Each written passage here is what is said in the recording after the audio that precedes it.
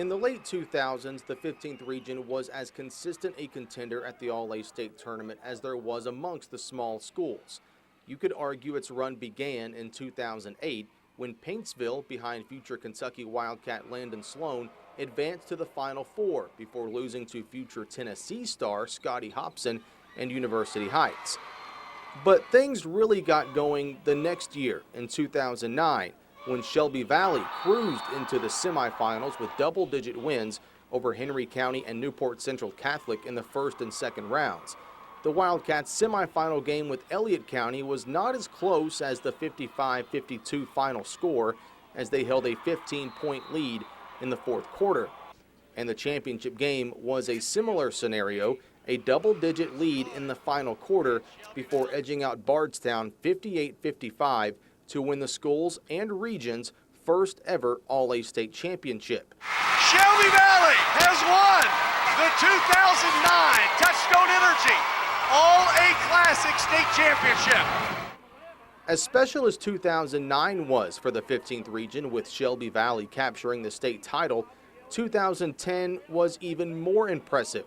Valley's first three games resulted in wins of 39, 24, and 13 points, with neither Ballard Memorial, Danville, nor University Heights providing much competition.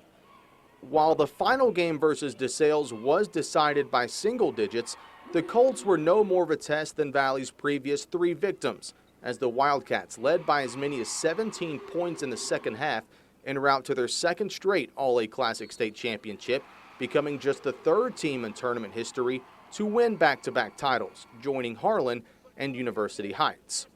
Shelby Valley winning in 2010 came as little surprise to many. It would in fact go on to win the Sweet 16 championship that season, and point guard Elisha Justice was named Mr. Basketball. But to foresee Betsy Lane continuing that success in 2011 was a bit of a stretch. Not that the Bobcats were not good, they just did not have that flashy style that captured the audience like the Wildcats and even Tigers did in previous state tournaments. Betsy Lane had to stage a fourth quarter comeback in round one to beat Gallatin County, but nonetheless, it was on to the second round. The quarterfinal game, though, may have been the game that propelled the Bobcats the rest of the week. The Bobcats and West Carter Comets played to 10 ties in regulation, with the final coming in the final minute when senior Nathan Martin made a layup to tie the game at 51 with just 10 seconds remaining.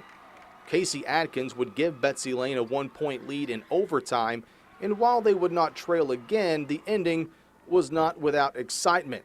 West Carter guard Aaron Rayburn finished with 24 points, but his potential game-winning three-point attempt at the buzzer was blocked by Martin, and the Bobcats found themselves playing in the Final Four. One would think with the second round going so late into the ninth, there would be some sort of hangover in the semifinals. But it was the complete opposite. Adkins led four players in double figures for Betsy Lane, with Derek Tackett, Martin, and Andrew Roberts joining him, and the Bobcats beat Danville 60-53, but led by as many as 20 in the fourth quarter. Awaiting Betsy Lane in the championship game was DeSales, the same team that just 1 year prior had lost to Shelby Valley in the final.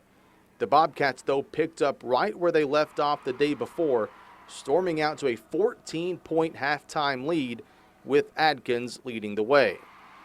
The Colts opened the second half with a 13-0 run to pull within one, Brandon Brooks driving the ship, and it was a 2-point game entering the fourth and final quarter. Running on what had to be their final fumes, the Bobcats were taken to the wire. Corbin Maynard tied the game once again with the pick and the points, 41 all with 1 minute to play.